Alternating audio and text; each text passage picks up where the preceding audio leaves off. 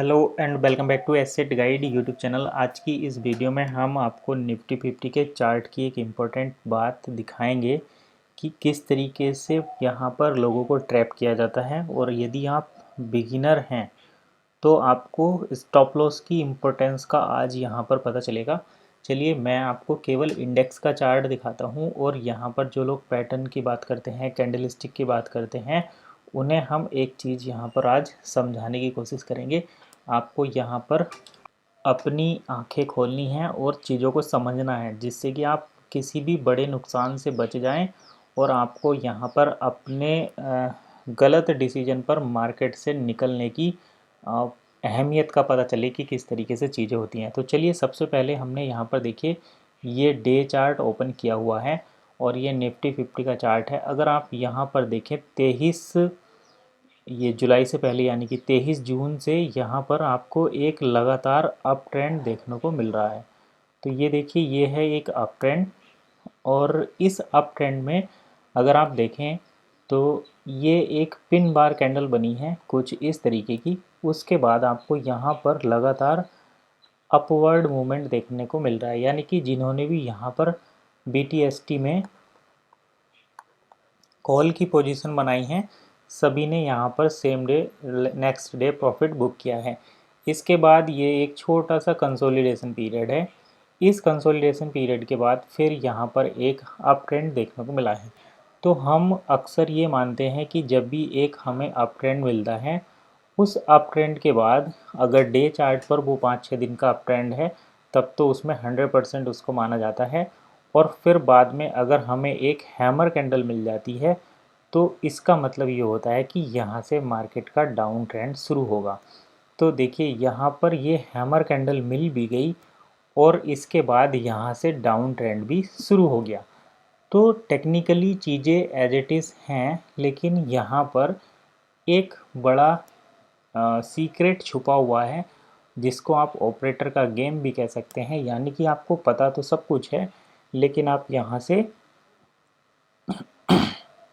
Operator के trap में फंस गए और आपने यहाँ पर अपना लॉस ही किया होगा।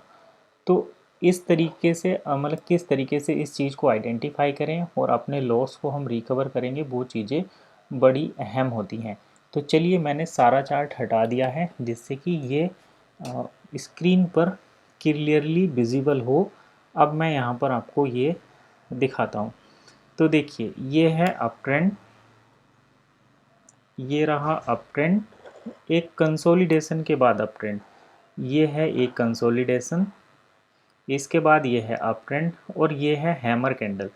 अब हैमर कैंडल के बाद हम सेल करते हैं, लेकिन यहाँ पर देखिए जब ये हैमर हैमर कैंडल बना 3-4 दिन के अप ट्रेंड के बाद, तो अगला कैंडल रेड यहाँ पर बनना चाहिए था।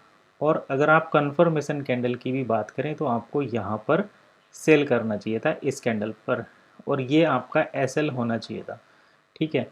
लेकिन यहाँ पर क्या होता है कि जैसे ही ये हैमर कैंडल बनता है, इस हैमर कैंडल के बाद अगले दिन मार्केट यहाँ पर ओपन होता है और थोड़ी सी देर के लिए नीचे जाता है, लेकिन उसके बाद इसको बायर कह सकते हैं या फिर हाइपोथेटिकली ऊपर की तरफ पुश किया जाता है। यानी कि हैमर कैंडल बनने के बाद मार्केट एकदम अपोजिट डायरेक्शन में जाता है। तो अब देखिए यहाँ पर 95% लोगों ने सेल की पोजीशन बनाई होगी या फिर उन्होंने पुट को बाय किया होगा, क्योंकि मार्केट एट द एंड नीचे ही जाना है और मार्केट गया भी है। लेकिन इसने क्या किया, इसने आपका सारा प्रॉफिट निगल लिया। जैसे कि जिसने भी यहाँ पर पुट में पोजीशन बनाई होगी वो सब फिनिश हो गए होंगे, जिन्होंने भी यहाँ पर कॉल को सेल किया होगा वो यहाँ पर ख़त्म हो गए होंगे।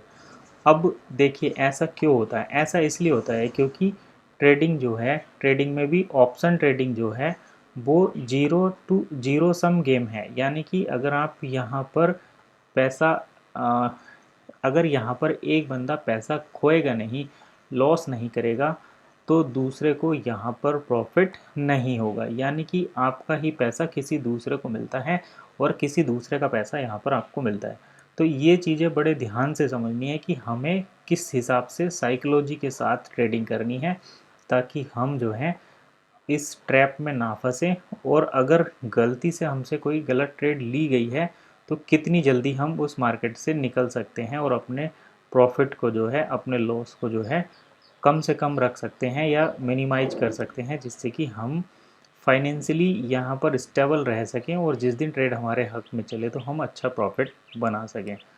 तो इसके लिए हमें क्या करना है, देखिए सबसे पहली बात तो वही जो सब लोग बताते हैं, मैं इसको हटा देता हूँ। जब भी आपको यहाँ पर हैमर जैसी जो कैंडल मिले उसके अगले दिन कोई भी डिसीजन नहीं लेना है, नो डिसीजन, क्योंकि हैमर कैंडल पर सभी लोग ये कहते हैं कि आपको एक कंफर्मेशन कैंडल का वेट करना है। जब तक कंफर्मेशन कैंडल ना बने तब तक आपको ट्रेडिंग नहीं लेनी है। और अब आप देखिए यहाँ पर स्टॉक मार्केट में 90% लोग लूज़ करते हैं और 10% लोग यहाँ पर प्रॉफिट करते हैं। तो इसको आपको ऐसे समझना है जैसे कि जब यहाँ पर हैमर कैंडल बना तो सभी का बियरिश साइकोलॉजी, सभी की बियरिश हो गई कि भाई यहाँ से मार्केट नीचे गिरेगा। तो आपको यहाँ पर कॉल की साइड में सोचना है। ये साइकोलॉजिकल फैक्ट है। ट्रेडिंग में टेक्निकल एनालिसिस के साथ साथ हर एक चीज़ इम्पोर्टेंट है, लेकिन यहाँ पर आपको साइकोलॉजी बहुत ज़रूरी है।